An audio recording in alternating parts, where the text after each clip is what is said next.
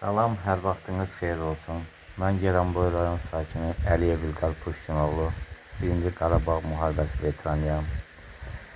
Bir oğlum uzun müddət itkin olmuş şəhid İxtiyar İlqarovun atasıyam. 7 gündən sonra nəşi tapılan.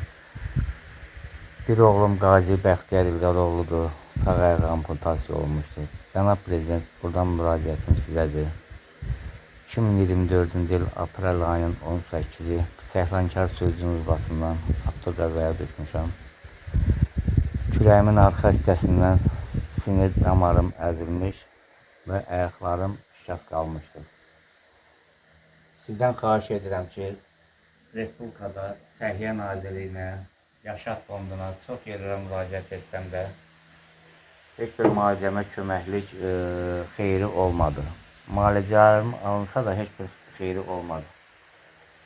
Sizdən xahiş edirəm, mənim müalicəmə xarici dövlətlərdə müalicəm üçün əməliyyatlar lazım, nevr cərrah lazım. Çox sizdən xahiş edirəm, Cənab Prezident. Mənim müalicə olunmağım üçün köməklik edəsiniz. Mən də əvvəlki kimi öz sağlamlığıma qovuşub, ayağa qalxıb, yenə həmişə kimi bu şəhidlərimizi ziyarət etmək istəyirəm. Əvvəlcədən təşəkkür edirəm.